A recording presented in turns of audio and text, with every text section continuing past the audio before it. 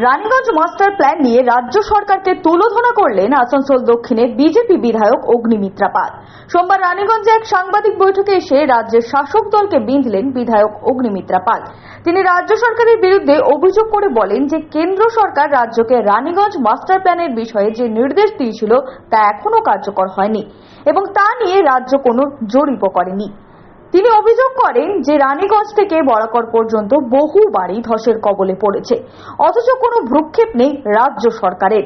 এদিন বিজেপি বিধায়ক অগ্নিমিত্রা পাল রাজ্য সরকারকে হুঁশিয়ারি দিয়ে বলেন, যদি রানীগঞ্জ মাস্টার প্ল্যান দ্রুত সম্পূর্ণ না হয় তাহলে তারা বৃহত্তর আন্দোলনের পথে হাঁটবেন।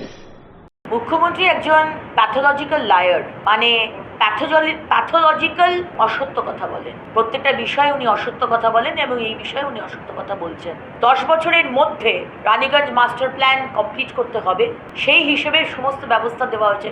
আজকে ইসিএল এর আন্ডারে যে বাড়িগুলো ছিল তাদের কিন্তু রিহ্যাবিলিটেশন হয়ে গেছে। কি করে হলো? আর আপনার দিকে যে বাড়িগুলো, যারা স্টেট জমিতে রয়েছে, যারা প্রাইভেট জমিতে রয়েছে, আপনি সেগুলো করতে পারলেন না, কারণ আপনার পার্টি, আপনার সরকার একদিকে আপনারা চুরি করেন আর আরেকদিকে কাজটা সময় মতো করেন না।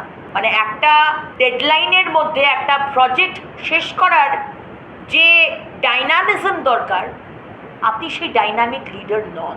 আপনি যেটা বলছেন যে কেন্দ্র টাকা দেয় না, 2009 সালে রানীগঞ্জ মাস্টার প্ল্যানে কত টাকা কেন্দ্র সরকার আপনাকে দিয়েছে, কত টাকা দেওয়ার কথা ছিল আর কত টাকা বাকি আছে? আপনার মুরদটাকে মুখ্যমন্ত্রী, আপনাকে আমি চ্যালেঞ্জ করছি, আপনি পশ্চিমবঙ্গের মানুষের সামনে এই শ্বেতপত্র বার করুন। সঞ্জয় যাদব, 99 নিউজ বাংলা, রানীগঞ্জ।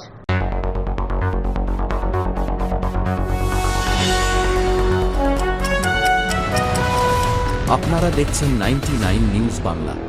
বদলাবো আমরা।